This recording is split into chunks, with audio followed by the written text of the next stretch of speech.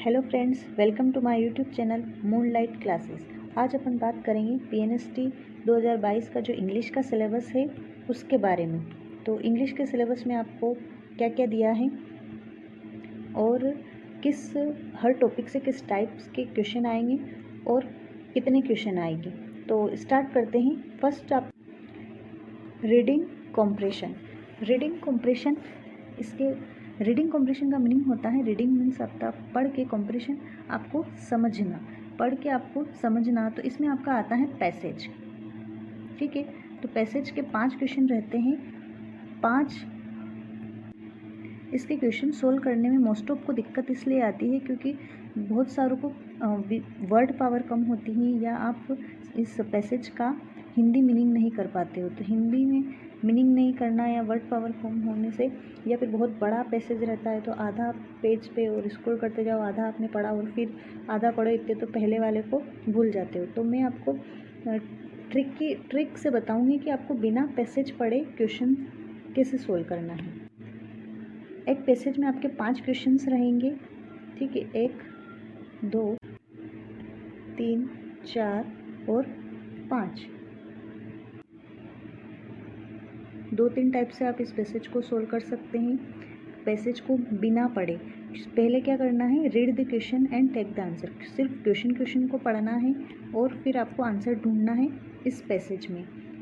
और एक और होता है, सेकेंड टाइप होता है रॉन्ग ऑप्शन को एलिमिनेट करके। एलिमिनेट मीन्स होता है इन जो आपको ऑप्शन में दिया है उनमें से आपको जो रॉन्ग है उसको हटा के आप सही आंसर ला सकते हो। ठीक है, नेक्स्ट आपको दिया वोकेब में synonym, antonym, verb formation, prefix and suffix.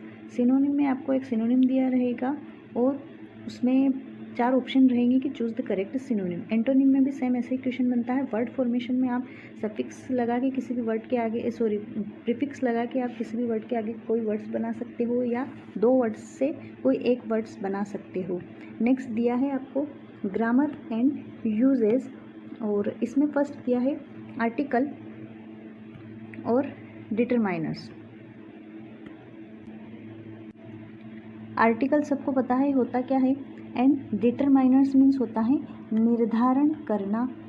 ठीक है, तो किसका निर्धारण करना, और डिटरमाइनर्स यूज़ कहाँ होता है, किसी भी नाउन के आगे लग के उस नाउन को डिफाइन करता है डिटरमाइनर्स। अब डिटरमाइनर्स भी बहुत सारे टाइप्स के होते हैं, जैसे एडजेक्टिव होता है, आर्टिकल होते हैं, डेमोन्स्ट्रेटिव प्रोनाउन होते हैं दिस दैट, या पजेसिव प्रोनाउन होते हैं। जैसे मैंने पजेसिव प्रोनाउन मीन्स होता है आपका किसी भी अधिकार बताना, नाउन से पहले लगते हैं। जैसे मैंने लिख दिया पेन, अब पेन आपका हो गया नाउन,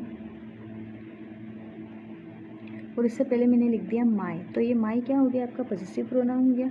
माई पेन, तो ये एक डिटरमाइनर है। तो किसका निर्धारण कर रहा है, पेन का। अगर मैंने यहाँ पे लिख दिया कि वाटर, तो आपका वाटर भी एक नाउन है। वाटर से पहले मैंने अगर लिख दिया सम, तो सम मतलब कुछ वाटर, ये भी आपको वाटर को डिफाइन कर रहा है। और सम है आपका एक एडजेक्टिव, और आर्टिकल भी डिटरमाइनर ही है। जैसे मैंने लिख दिया the moon, the earth, the sun, तो ये भी एक इसको डिफाइन कर रहा है।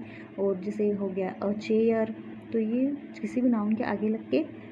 डिटरमाइनर कितने टाइप के होते हैं अपन आगे जो मैं वीडियो बनाऊंगी सिर्फ और सिर्फ डिटरमाइनर का, उसमें अपन पूरा डिटेल में पढ़ेंगे कितने टाइप के होते हैं, क्या होते हैं, किस टाइप के क्वेश्चंस आते हैं। नेक्स्ट अपन सब्जेक्ट वर्ब एग्रीमेंट की। सब्जेक्ट और वर्ब के बीच में एग्रीमेंट करना मीन्स तालमेल बिठाना। किसी भी क्वेश्चन में जो सब्जेक्ट और वर्ब है वो इक्वल फॉर्म में होने चाहिए। सब्जेक्ट अगर सिंगुलर है तो वर्ब भी सिंगुलर आनी चाहिए, सब्जेक्ट अगर प्लूरल है आपका तो वर्ब भी प्लूरल आनी चाहिए। ये इस ग्रामर का एक बेस फॉर्म होता है, सब्जेक्ट वर्ब एग्रीमेंट। सब्जेक्ट और वर्ब के बारे में आपको जानना। नेक्स्ट आपको दिया है टाइम एंड टेंस, जो कि आपको सबको पता है टेंस क्या होता है। नेक्स्ट आपको दिया है preposition and phrasal verb. Preposition and phrasal verb, तो प्रीपोजिशन इसके वर्ड्स में ही इसका मीनिंग छुपा है। प्री मीन्स होता है पहले, और पोजिशन मीन्स होता है स्थिति। तो किसी भी नाउन से पहले लग के उसकी स्थिति बताता है, उसकी पोजीशन बताता है। और प्रीपोजिशन होते हैं आपके on, in, into, with, by. ठीक है, नेक्स्ट दिया है आपको फ्रेजल वर्ब। तो फ्रेजल वर्ब होती क्या है, फ्रेजल वर्ब होता है verb plus preposition, verb plus preposition, और वर्ब के साथ जब प्रीपोजिशन ऐड होता है तो जो अपन मीनिंग निकालते हैं, जो रियल मीनिंग होता है उससे मीनिंग चेंज निकलता है, उसको बोला जाता है फ्रेजल वर्ब। जैसे मैंने लिख दिया यहाँ पे आपका लुक, लुक क्या है, एक वर्ब है और मैंने इसके साथ आपका एक प्रीपोजिशन ऐड किया है after, look after. Look after, look means होता है देखना, आफ्टर मीन्स होता है बाद में। तो आप इसका जो वास्तविक मीनिंग, जो रियल मीनिंग है वो क्या निकालोगे, बाद में देखना, जबकि इसका मीनिंग होता है टेक केयर। तो जो मीनिंग चेंज निकलता है, जो वास्तविक मीनिंग होता है उससे मीनिंग, इसको बोला जाता है फ्रेजल वर्ब। ओके, नेक्स्ट देखते हैं आपका मॉडल्स। मॉडल आपको पता है can, could, may, might. Transformation of sentence, transformation of sentence में फर्स्ट आपको दिया है वॉइस। वॉइस में दो टाइप के क्वेश्चन बनते हैं, एक्टिव से पैसिव और पैसिव से एक्टिव, और कभी कभी ब्लैंक वाला भी बनता है। एक्टिव पैसिव में जो ऑप्शन जिसमें आते हैं 4 आपके, वो क्वेश्चन भी बनता है। नेक्स्ट आपको दिया है नरेशन। नरेशन में भी 2 टाइप के क्वेश्चन बनते हैं, डायरेक्ट से इनडायरेक्ट और इनडायरेक्ट से डायरेक्ट। नेक्स्ट आपको दिया है degree is comparison. Degree 3 type की होती हैं आपकी, positive and comparative and superlative. इसको डिटेल में, सारे टॉपिक को अपन डिटेल में पढ़ाऊंगी मैं, एक एक टॉपिक का अलग अलग वीडियो बना के अपलोड करूँगी, आप देखना, आपके एग्ज़ाम के लिए बहुत हेल्पफुल रहेगा। नेक्स्ट दिया है आपको sentence type, affirmative, negative, interrogative, ये आपको पता ही है। और नेक्स्ट है कॉमन एरर। कॉमन एरर मतलब जितने भी टॉपिक हैं, जितने भी रूल्स है टॉपिक के, उन सभी को आपको दिमाग में लेके चलना है और उस क्वेश्चन को सोल्व करना है कि कहाँ पे उसमें गलती है, एरर है, मिस्टेक है, वो बताना है। और उसमें नो एरर का भी ऑप्शन रहेगा, अगर नहीं है तो आप नो एरर लगा सकते हो। नेक्स्ट आपको दिया है स्पेलिंग का।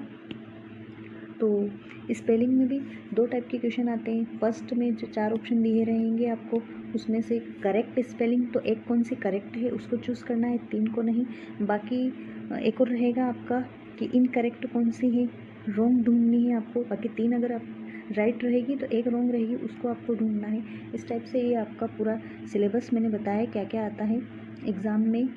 तो इस सिलेबस में जितने भी टॉपिक दिए हैं, इनको एक एक टॉपिक का मैं वीडियो पूरे इम्पोर्टेंट फैक्ट्स के साथ बना के अपलोड करूँगी, तो आप देखिए और आपके एग्ज़ाम के लिए बहुत हेल्पफुल रहेगा आपके लिए। Thank you very much, bye.